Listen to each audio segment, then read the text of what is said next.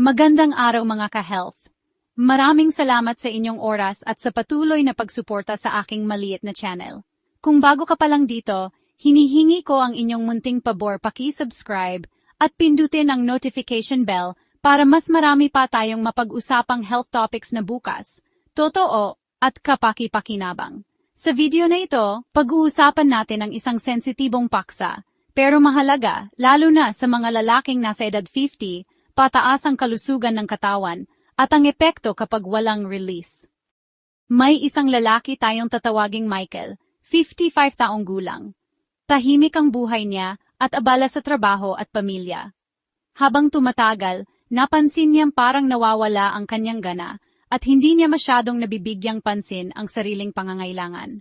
Makalipas ang ilang buwan, napansin niya ang ilang pagbabago. Madalas siyang irritable, nahihirapan matulog, at minsan ay nakakaramdam ng kakaibang discomfort sa ibabang bahagi ng katawan. Dahil nag-alala, nagsimula siyang magbasa at kumonsulta. Doon niya nalaman na ang release ay bahagi pa rin ng normal na function ng katawan ng lalaki at may koneksyon sa mood, stress at overall well-being. Bakit mahalaga ang release sa mga lalaki? Habang tumatanda ang lalaki, may mga natural na pagbabago sa katawan. Pagbagal ng hormone production, maaring makaapekto sa mood at energy. Prostate health. Ang regular na release ay iniuugnay sa mas maayos na function sa ilang pag-aaral. Stress relief. Tumutulong sa paglabas ng feel-good hormones na nagpapagaan ng pakiramdam. Mas maayos na tulog, maraming lalaki ang nakakaranas ng relaxation pagkatapos nito. Posibleng nararamdaman kapag walang release iba-iba sa bawat lalaki. Built-up tension o discomfort, irritability, o mood changes.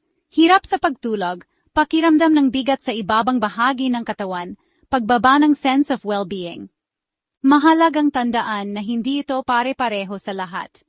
Ang iba ay walang nararamdamang problema, habang ang iba ay nakakaranas ng emotional o physical discomfort.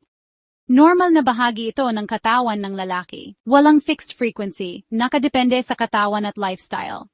Hindi ito kapalit ng healthy lifestyle, diet, exercise, tulog. Kung may pain o kakaibang sintomas, mas mabuting kumonsulta sa doktor. Sa kaso ni Michael, nang mas maintindihan niya ang kanyang katawan at alisin ang hiya at maling paniniwala, natutunan niyang balansehin ang kanyang kalusugan at stress management.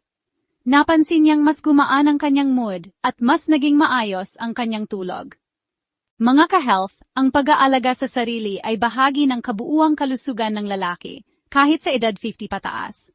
Ang mahalaga ay ang pag-unawa sa sariling katawan, pag-iwas sa maling paniniwala, at pagpapanatili ng balanse sa physical at mental na kalusugan. Kung may natutunan ka sa video na ito, huwag kalimutang i-like, i-share, at i-subscribe ang aking maliit na channel. Maraming salamat sa inyong panonood at tandaan, ang pag-aalaga sa sarili ay hindi dapat ikahiya. Hanggang sa susunod na video, stay healthy at ingat palagi.